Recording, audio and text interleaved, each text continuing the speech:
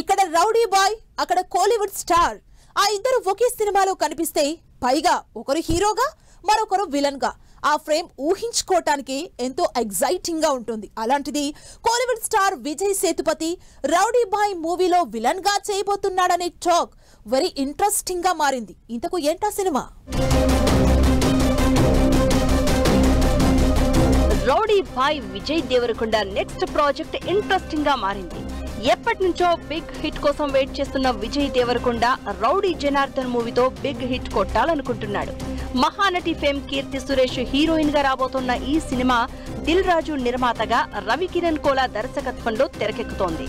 Rowdy Janardhana movie shooting శరవేగంగా కొనసాగుతోంది. రాయలసీమ నేపథ్యంలో వస్తున్న ఈ సినిమాపై ఇప్పుడు ఇంట్రెస్టింగ్ టాక్ వినిపిస్తోంది. ఇందులో పవర్ఫుల్ విలన్ రోల్ ఉంటుందట. ఆ క్యారెక్టర్ లో కోలీవుడ్ స్టార్ విజయ్ సేతుపతి విలన్ గా కనిపించబోతున్నాడనే గాసిప్స్ చక్కర్లు కొడుతున్నాయి.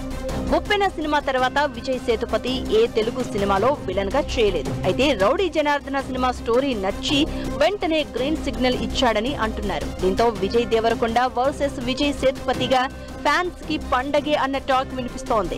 ఇక తమిళ్లో స్టార్ హీరోగా దూసుకెళ్తున్న విజయ్ సేతుపతి మరోసారి విలన్ గా యాక్ట్ చేస్తూ ఉండడంతో ఫ్యాన్స్ ఎలా రిసీవ్ చేసుకుంటారో అనే డౌట్స్ కూడా వ్యక్తమవుతున్నాయి.